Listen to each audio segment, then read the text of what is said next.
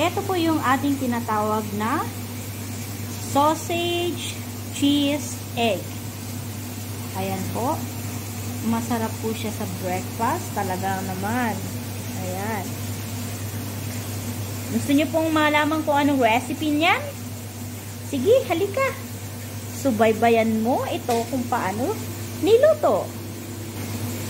Natin ng capsicum, kalahati-kalahati, isang tomato, at saka 6 na maliliit na sausage. Then, kailangan din natin itong Mexican style cheese at saka 4 na itlog na i-scramble. So, now, is-shredded natin itong lahat. At itong sausage naman, ikakat natin ng slice. Ayan, na-shredded na natin yung mga vegetable natin. Onion, tomato, capsicum,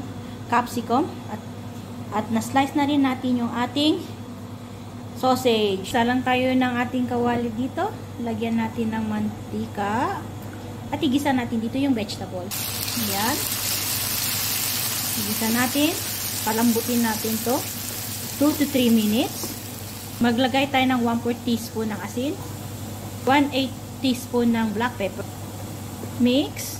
Tapos nang mix, ayan natin ng 2 to 3 minutes. After 2 minutes and a half, lalagay na natin siya. I-mix natin siya sa itlog. Tapos yung pinaglutuan ng ating vegetable, dagdagan natin ng kaunting mantika.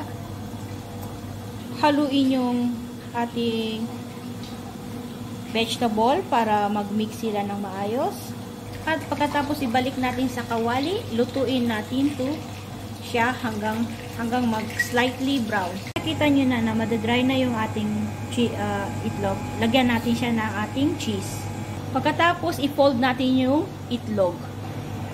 Ayan, naka-fold na siya. Ngayon, tatanggalin na natin to siya at ilalagay natin sa plates. Ready to serve na po siya.